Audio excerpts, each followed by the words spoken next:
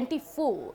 बिहार में लड़कियों के साथ महिलाओं के साथ ऐसे कई मामले सामने आते हैं। आए दिन उनके साथ छेड़खानी की जाती है, चाहे वो कॉलेज जाती हो या फिर विद्यार्थी जो होती हैं, छात्राएं जो होती हैं स्कूल जाती है या फिर कोचिंग सेंटर जाती हैं, उनके साथ छेड़खानी का मामला किया ही जाता है।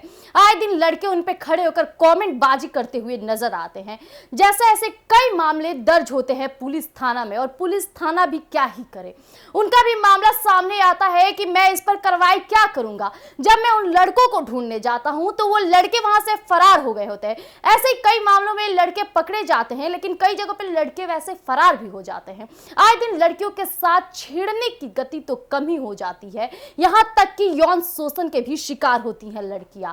आए दिन उनके साथ ऐसे मामले सामने आते हैं, चाहे प्रेम विवाद हो या फिर लड़कियां कोचिंग जाते समय गायब हो जाती हैं। ऐसा ही मामला सामने आ रहा है कि जो लड़कियां हैं वो नौकरी के क्षेत्र में आगे बढ़ने की जहां बात करती है, लोग इसी वजह से घर से लड़कियों को बाहर भेजने में डरते हैं कि जिस तरह से लड़कियों को भेजा जाता है शिक्षा के लिए और उनके साथ इस तरह की चीजें होती है, तो समाज में कहीं ना कहीं एक डर सा सामने आ जाता है और डर पैदा हो जाती है। लोग कहते हैं कि आखिर क्यों लड़कों और लड़कियों में भेद की जाती है। जिस तरह से लड़के खुलेआम कहीं भी चले जाते हैं, चाहे वो शहर विदेश देश विदेश की सफर तक जाते हैं वो पढ़ाई के मामले में, वही लड़कियां जो होती है वो घर के बाहर नहीं जा पाती क्योंकि उनके साथ ऐसे मामले हो जाते हैं, उनके साथ यौन शोषण का शिकार तक वो हो जाती हैं। जैसा कि डीवीआर कंपनी ने 200 से ज्यादा लड़कियों को नौकरी के चपेट में बुलाते हैं, उनसे पैसे लेते हैं और उनका यौन शोषण करते हैं। ये काफी दर्दनाक मामला सामने आया है, जिसे लेकर फिर एक समाज में एक नकारात्मक सोच पैदा हो गई है और फिर से लोग घबराने शुरू हो गए हैं। अपने बेटियों को नौकरी भेजने के लिए अब सारे पेरेंट्स एक बात जरूर सोचेंगे, क्योंकि इस तरह के मामले जब सामने आते हैं तो एक माँ बाप भी चुप्पी साथ बैठते हैं। जहां बात होती है एकता का, जहां बात होती है शिक्षा का, जहां बात होती है रोजगार का, वहां ऐसे मामले काफी तमाम मुद्दों को चुप्पी साथ बैठा देते हैं। ऐसा ही मामला सामने आया मुजफ्फरपुर में। उसी बीच कई विधायक, कई राजनेता अपना बयान दे रहे हैं, पर क्या उनके बयान देने से ये चीजें रुक जाएगी? सरकार की बात नहीं है, ये बहुत पहले से चल रही होगी कंपनी। लेकिन पिछले साल मई में एक कंप्लेन आया था जिला प्रशासन के पास मुजफ्फरपुर में। उनके पास कंप्लेन था एक लड़के का कि हमारा वेट पेमेंट नहीं मिल रहा है और हमारे साथ मारपीट होती है। तब प्रशासन ने बहुत लिमिटेड कार्रवाई की। अगर उसी समय मारपीट अगर कोई कंपनी अपने एम्प्लॉय को कर रहा है तो मामला इतना आसान नहीं होगा।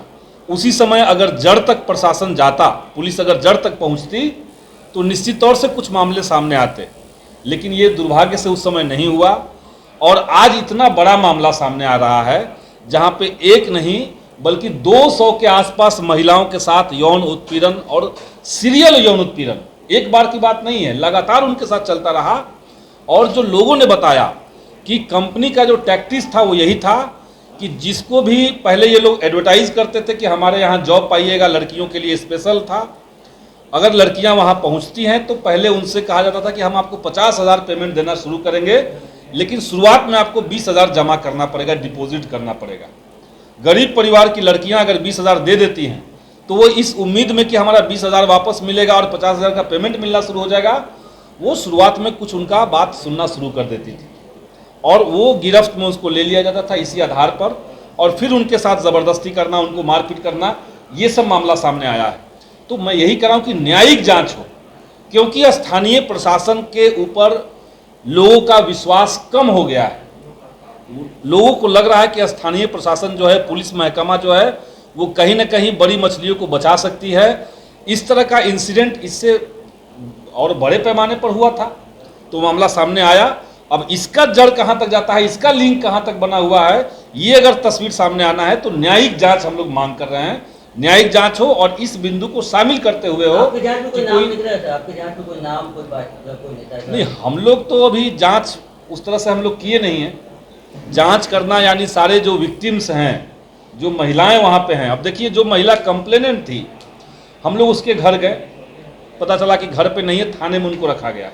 पुलिस ने थाने में रखा हुआ है, हालांकि उनकी मर्जी से रखा है कि नहीं ये हम लोग नहीं कह सकते हैं। लेकिन जो कंप्लेनेंट थी, शिकायतकर्ता जो महिला थी, उसको थाने में रखा गया था। और पुलिस से जब हम लोगों ने पूछा तो कहा गया कि कल इनका 164 का बयान होगा, इसीलिए हम लोग थाना में इनको रखे हुए हैं। तो ये तो एक केस हुआ। बाकी और महिलाएं जो उस डीबीआर कंपनी में काम करती थी उनके साथ क्या हो रहा है, वो आज के समय में कहाँ हैं? और जो कल्प्रिट हैं, जो दोषी हैं, संभव है कि वो अपने सबूत मिटाने के लिए, लोगों को डराने धमकाने के लिए, ये जो गैप मिला हुआ है, आप बिहार में राज्य स्तर पर इसका प्रकाशन भले 2 दिन पहले हुआ, लेकिन पिछले 5 दिनों से मुजफ्फरपुर में ये घटना को लेकर के स्थानीय मीडिया में ये चीज़ें चल रही थी। तो उतने समय का अगर इस्तेमाल ढंग से सरकार करती, प्रशासन करती, तो आज इसमें सरकार के पास, प्रशासन के पास थोड़ा बढ़त होता, थोड़ा दिखाने का होता कि हम क्या कर रहे हैं। अभी भी एकदम इनिशियल स्टेज पे सरकार की जांच है और हम लोग यही चाहते हैं कि इसमें बेहतर तरीके से, ढंग से जांच हो और सख्त कार्रवाई की जाए, क्योंकि ये मामले को कैसे ठीक से जांच करना चाहिए हमने अपने तरीके से सुझाव दिया। लेकिन वहाँ बात करने के दरमियान हम लोग को जो महसूस हो रहा है कि ये मामला जितना गंभीर है उससे काफ़ी कम गंभीरता प्रशासन की है। अभी भी केवल थाना जो है और जो जिला प्रशासन के कुछ अधिकारी है वही इस जांच में लगे हुए हैं, जबकि इसमें शामिल जो उत्पीड़ित लड़कियां हैं वो बिहार के तकरीबन हर जिले से, हर इलाके से लड़कियों को वहां बुलाया गया था, उनके साथ गलत हुआ। तो जांच भी बाकायदे राज्य स्तर पर ठीक से होनी चाहिए थी, जो कि नहीं हो रहा है। और जो सबसे दुर्भाग्यपूर्ण हम लोग को समझ में आ रहा है कि जब कंप्लेनेंट, जिसने शिकायत किया, वो जब पहली बार अपनी शिकायत को लेकर के कि हमारे साथ बलात्कार हुआ है, 3 बार हमारा एबॉर्शन हुआ है, हमारे साथ मारपीट हुई है, जब ये शिकायत लेकर के वो स्थानीय थाना में जाती है तो थाना प्रभारी ने साफ इनकार कर दिया कि हम केस दर्ज नहीं करेंगे। उसके बाद उस महिला को कोर्ट में जाना पड़ता है। कोर्ट में 2 बार जब जाती है तब जाकर के पुलिस इसको संज्ञान में लेता है। ये साफ साफ दिखाता है कि कहीं ना कहीं जो स्थानीय प्रशासन है उनकी मिलीभगत है, और जो रैकेट इतना बड़ा है जिसमें 200 के आसपास मामला आ रहा है सामने, जांच के बाद स्पष्ट होगा 200 से ज़्यादा महिलाओं के साथ यौन उत्पीड़न की घटना है। तो कहीं ना कहीं इसका कोई न कोई ऊपर से राजनीतिक संरक्षण भी प्राप्त है। हमने ये साफ कहा है कि इसमें कोई लीपापोती नहीं होना चाहिए। जिला प्रशासन अभी तक इस पूरे मामले को केवल एक लड़की के कंप्लेन तक सीमित रख के, और उस मामले में भी प्रेम प्रसंग ढूंढने की कोशिश कर रही है। हमने ये साफ कहा है कि पूरे मामले को लेकर के न्यायिक जांच होनी चाहिए। जांच में इस बात की भी पड़ताल हो कि आखिर किस तरह के आधिकारिक संरक्षण या राजनीतिक संरक्षण इस रैकेट को मिला हुआ था। एक बात ये।